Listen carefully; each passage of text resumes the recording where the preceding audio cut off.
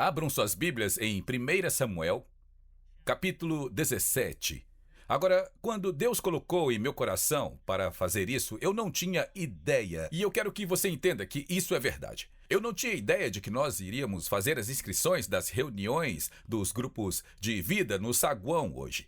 E eu amo a maneira como o Senhor faz as coisas, porque isso se relaciona com a compreensão do porquê precisamos nos envolver com os grupos de vida. E eu quero chamar isso hoje de grupos de amizade.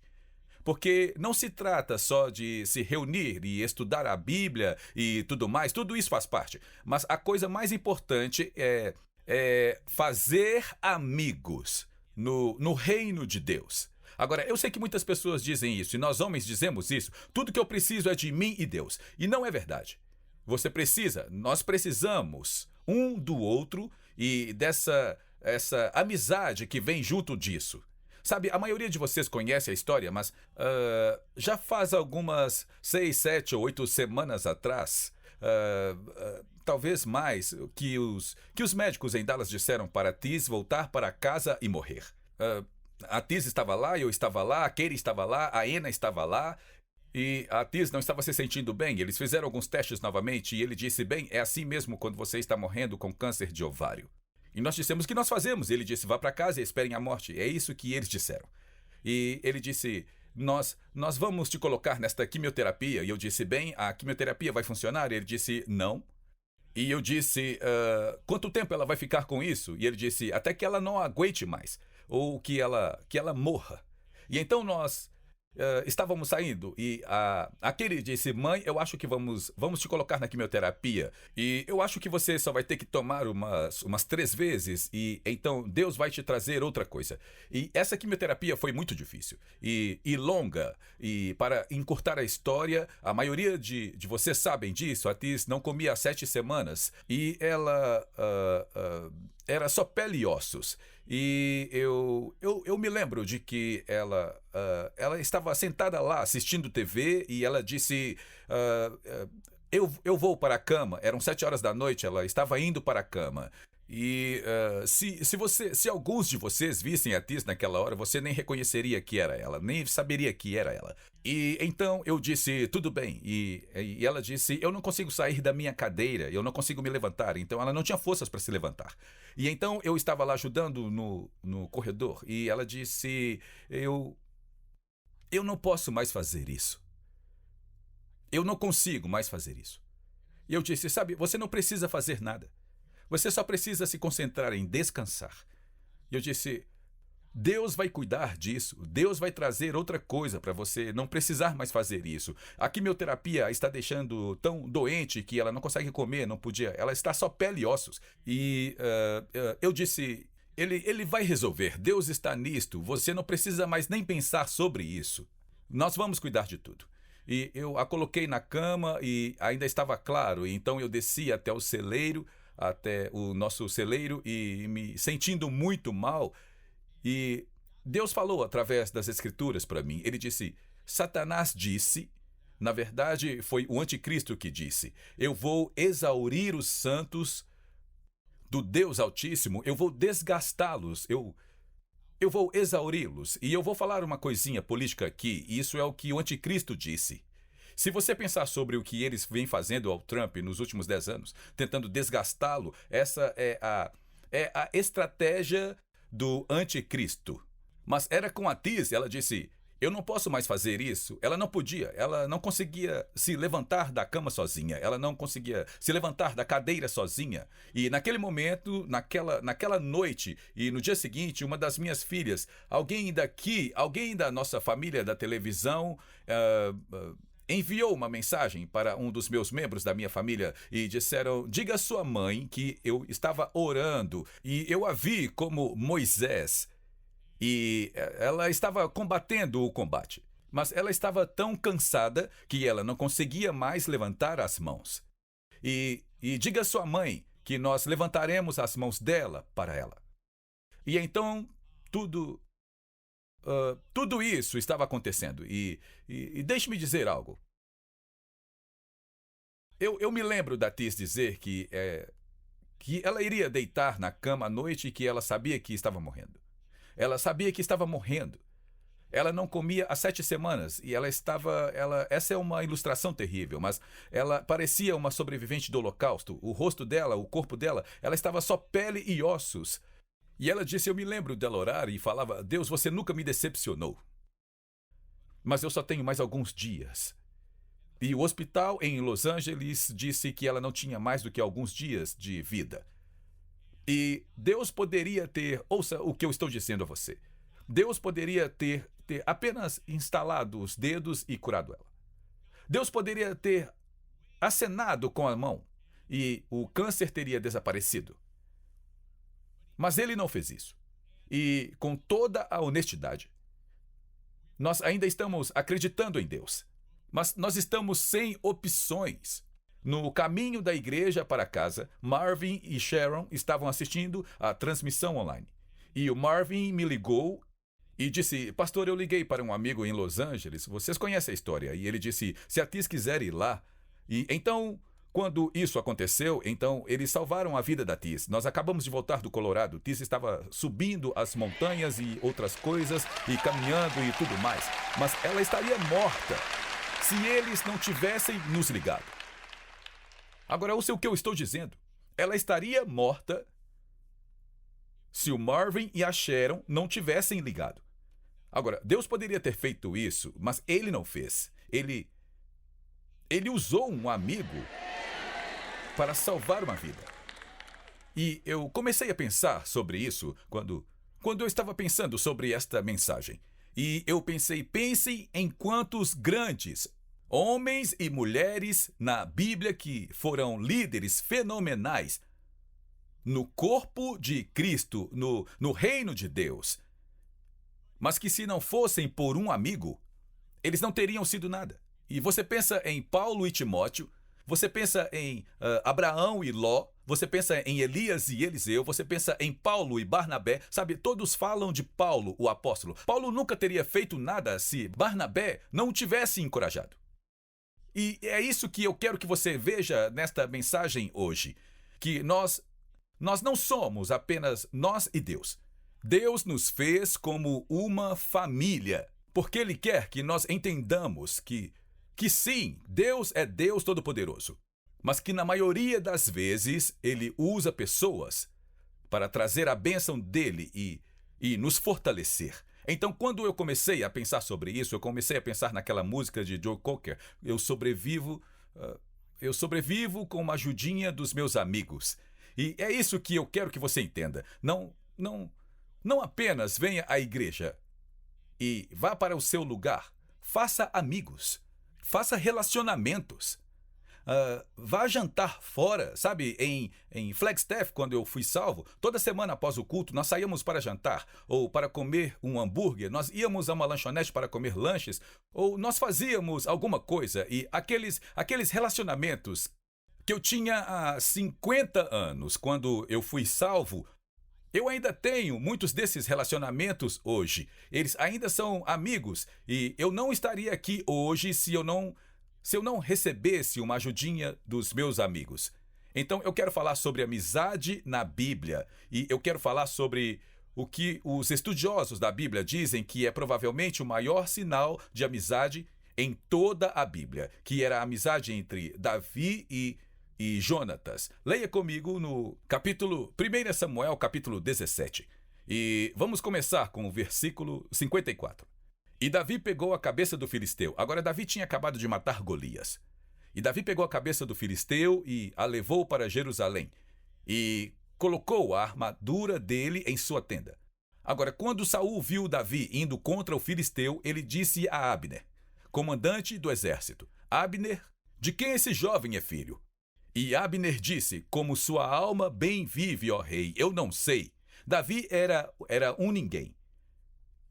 E o rei disse: pergunte de quem esse jovem é filho.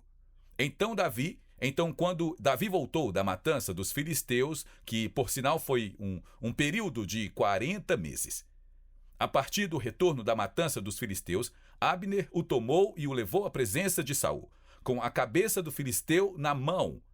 E Saul disse a ele: de quem és filho, jovem? E Davi respondeu e disse: eu sou do servo Jessé.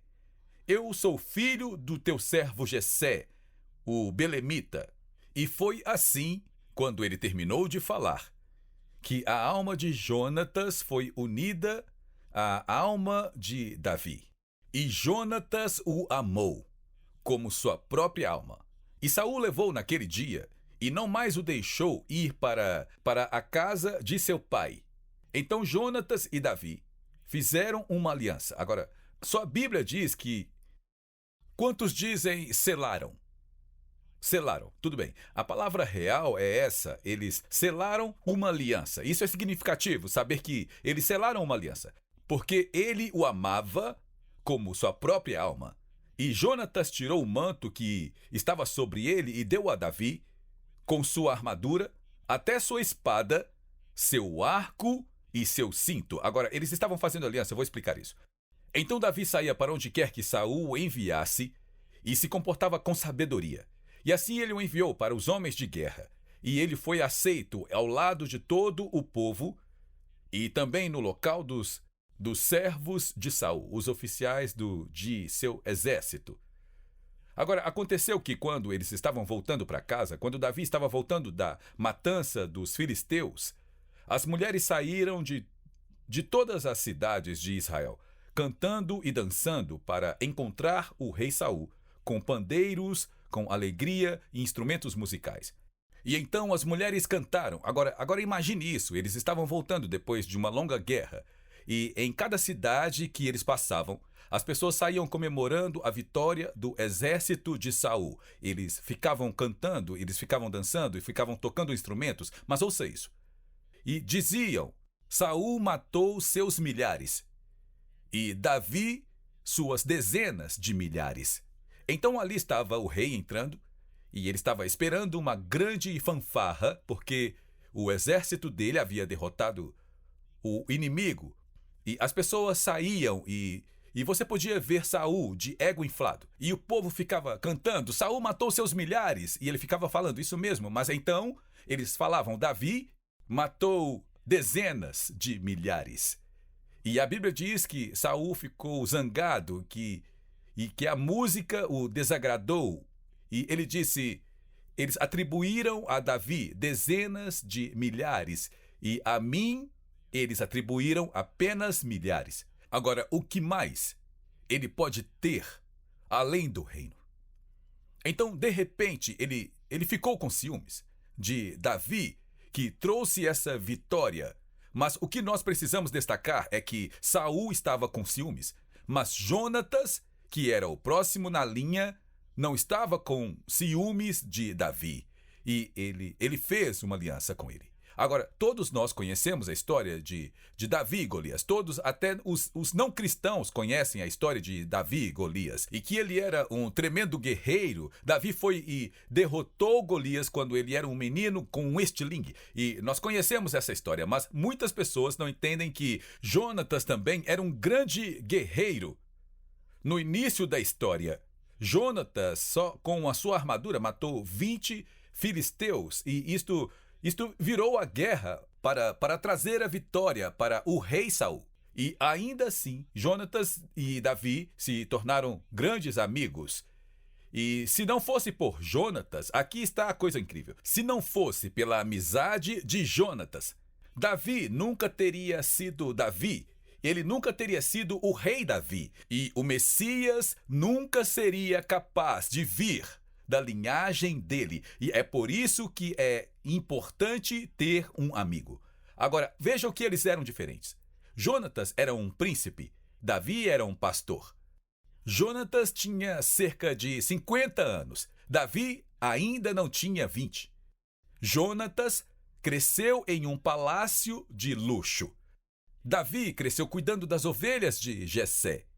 E passou a maior parte do tempo em uma caverna. E de fato, aquela terra que nós vimos, que nós mostramos que você comprou o gerador, onde nós estávamos da última vez, e você olha de cima de lá e há um grande, em árabe é um wadi, ou um arroio, um grande desfiladeiro descendo. E eu disse, onde isso vai dar? Para onde vai esse desfiladeiro? E disseram, bem, isso vai dar em En-Gedi. E foi em En-Gedi que Davi se escondeu na caverna, onde Davi cortou o manto de Saul quando ele estava escondido, e onde a água desceu no meio do deserto. E diz que quando Saul me perseguiu, ele me perseguiu até este ponto. E Davi se escondeu nessas cavernas. E nós estávamos olhando lá embaixo, e eu disse, da próxima vez que nós viermos, nós podemos descer até lá e entrar nessas cavernas? E eles disseram, bem, da próxima vez que você vier, porque nós tínhamos que ir embora. E ele disse, há cavernas bem aqui. Elas estão a 100 metros de distância, que tem escritos como fumaças de fogo. E eles disseram que a Universidade Hebraica entrou e raspou lá. E eles disseram, nós não podemos dizer com certeza que foi onde Davi esteve, mas Davi era o único nesta área. E esses escritos datam da época exata em que Davi estava lá e cuidava das ovelhas de Jessé. E eu disse, nós podemos ir lá? E ele disse, com certeza, eu vou lá e vou raspar um pouco de fuligem. E eu vou trazer um pouco dessa unção para casa. Você quer ter uma quarta-feira de cinzas? Vamos ter uma quarta-feira de cinzas, eu posso garantir.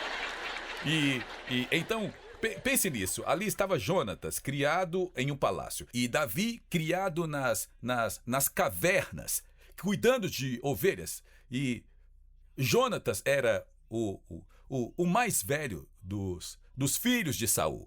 Ele era aquele que iria herdar o trono. Ele era o próximo na linha. Davi era o mais novo dos filhos de Jessé. Você se lembra de quando Samuel, o profeta, disse um dos seus filhos será o rei?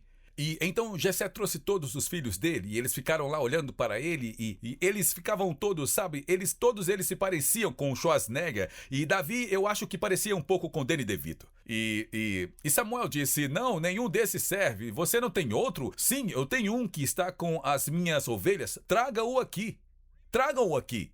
Pense nisso, aquele gerador que está regando aquelas oliveiras, está exatamente naquele lugar onde as ovelhas de Jessé ficam e onde Davi escreveu a maioria dos salmos. Então, eles eram tipos totalmente diferentes de pessoa. É como amigos sendo jovens e velhos, negros, brancos, pardos, e da cidade e do campo, não importava. Eles tinham duas coisas em comum. Eles eram totalmente diferentes, mas eles tinham duas coisas em comum. Ou, na verdade, três coisas em comum. Uma, eles eram corajosos. Eles acreditavam que quando eles lutassem, Deus lhes daria a vitória. Alguém diga amém.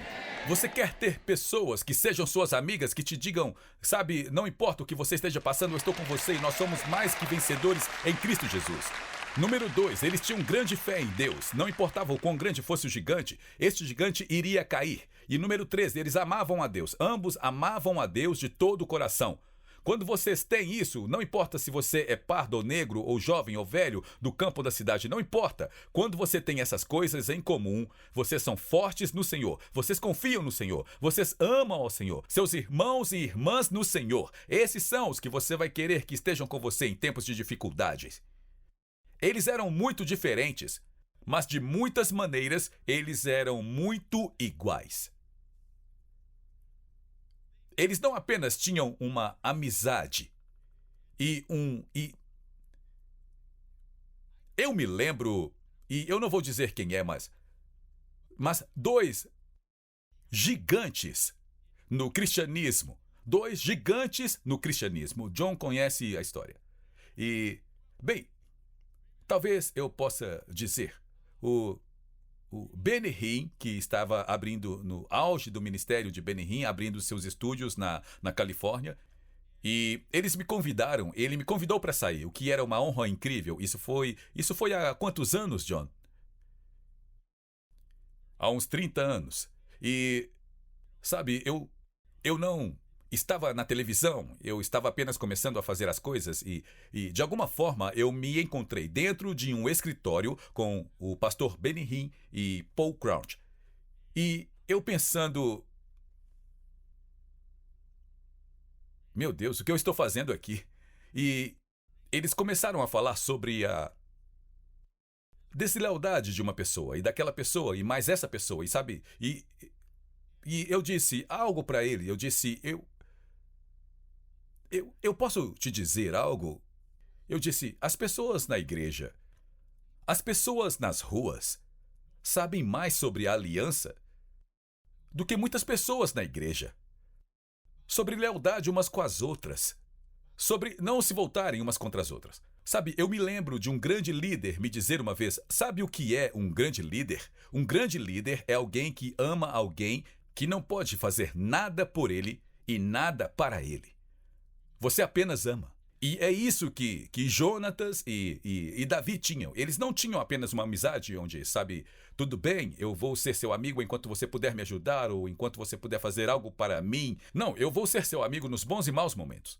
E a Bíblia diz que eles fizeram uma aliança e é disso que nós temos que... Sabe, uma coisa que eu amo na comunidade judaica é que a comunidade judaica anda em aliança uns com os outros. E é disso que nós precisamos aqui, disso que nós precisamos. Eu vou te amar, você vai me amar e nós vamos amar uns aos outros. Quando as coisas estão no topo da montanha, quando as coisas estão no vale, nós ainda seremos amigos, porque temos uma aliança que foi paga pelo sangue de Jesus. Amém? E é isso que Jonatas e Davi tinham. A Bíblia mostra essa aliança, e eu gostaria de ter mais tempo para explicar isso, mas mostra a aliança. A Bíblia diz que Jonatas deu a Davi o seu manto. E o que eles literalmente fizeram em aliança foi que Jonatas, ele trocou o seu manto. Agora, ele era o príncipe. Ele era o próximo na linha de sucessão para ser o rei. O manto dele devia ser bom. O manto dele devia ser luxuoso.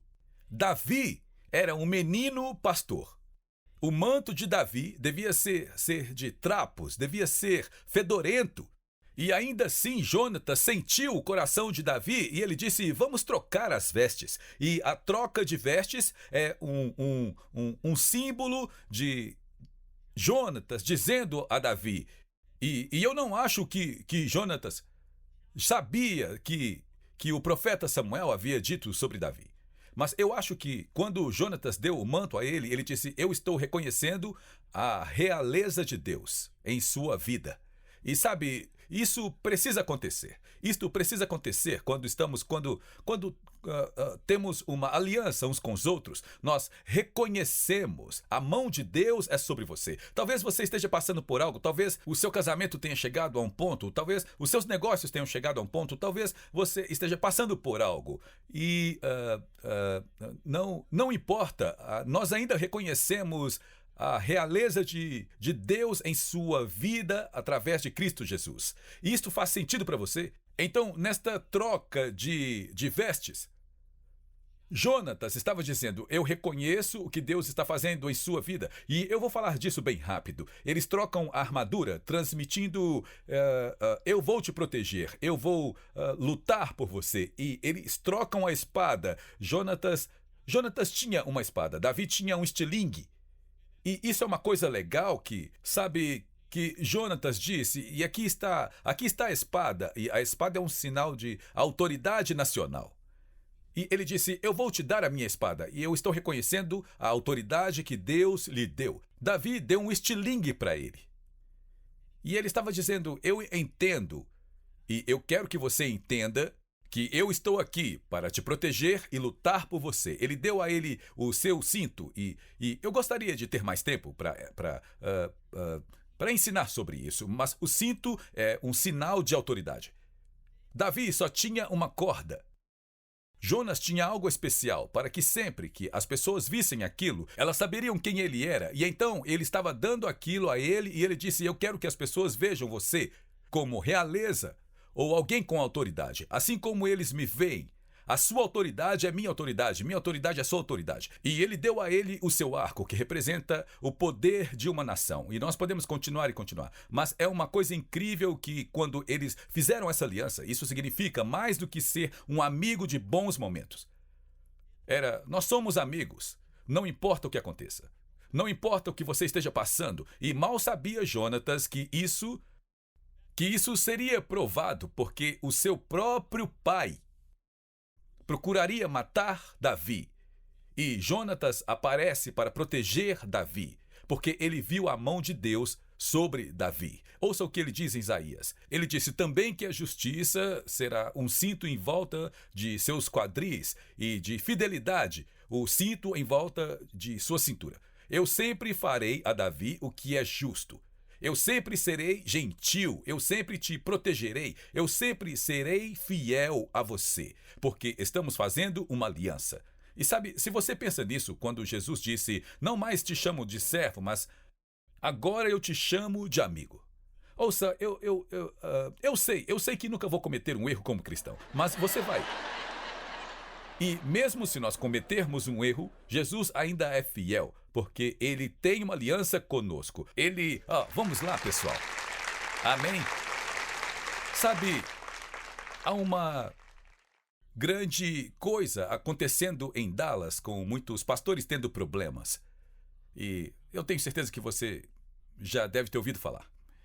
E eu tentei ligar para alguns deles apenas para dizer: eu estou firme com vocês. Não desista. Jesus não desistiu de você. E eu acho que precisamos de mais disso. E eu não estou dizendo que nós concordamos com as coisas, eu não estou dizendo que você tem que entender. Sabe, uma coisa é eu ser seu amigo quando você é o chefe de tudo.